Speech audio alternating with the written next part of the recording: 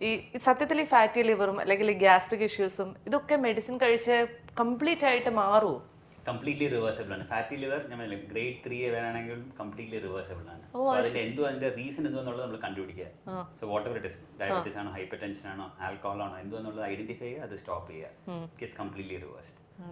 Doctor കണ്ടേക്കുന്ന പേഷ്യൻസിൽ ഏറ്റവും കൂടുതൽ ആൾക്കാർ ഇങ്ങനെ ഡ്രിങ്ക്സും സ്മോക്കിങ്ങും ഒക്കെ ഉള്ളത് കൊണ്ടാണ് ഇത്തരം പ്രശ്നങ്ങൾ വരുന്നത് എന്നുള്ള ഒരു ഇതുണ്ടോ ഡോക്ടറെ? അതോ എല്ലാവരോടും ആദ്യം പറയുന്നത് ഇതൊക്കെയാണല്ലോ? അല്ല, ആണുങ്ങൾ വരുന്ന പോലെ തന്നെ പെണ്ണുങ്ങളും ഞങ്ങളുടെ ഒ പി ഡിയിൽ സെയിം സിംറ്റംസ് ആയിട്ട് വരുന്നുണ്ട്. കാര്യങ്ങളെല്ലാം സ്ത്രീകളിലും ഉണ്ടല്ലോ. സ്ത്രീകളിലും ഉണ്ടാവാം, അങ്ങനെയല്ല. പലപ്പോഴും വരുന്ന വ്യക്തികൾ പലതും 60-70 വയസ്സുള്ള ലേഡീസാണ് പലപ്പോഴും വരുന്നത്. അവരുടെ നല്ല പ്രായത്തിൽ ശരീരം നോക്കാത്തതിൻ്റെ ഭാഗമായി വന്ന പ്രോബ്ലംസാണ് അവരിപ്പോൾ അനുഭവിക്കുന്നത്.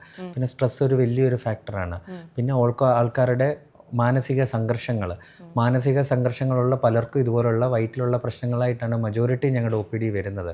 പലപ്പോഴും മരുന്നുകളെക്കാൾ ഉപരി ചിലപ്പോൾ നമുക്ക് നല്ല രീതിയിൽ സംസാരിച്ചാൽ തന്നെ പല പ്രശ്നങ്ങളും മാറുന്ന രീതിയിൽ, പലപ്പോഴും ഇറിറ്റബിൾ ബവൽ സിൻഡ്രോംസ് അതുപോലുള്ള വ്യക്തികളൊക്കെ വരുമ്പോൾ പലപ്പോഴും മരുന്നുകൾ കൊണ്ട് തന്നെ നമുക്ക് മുഴുവനും ഭേദമാക്കാൻ പറ്റിയെന്ന് വരില്ല.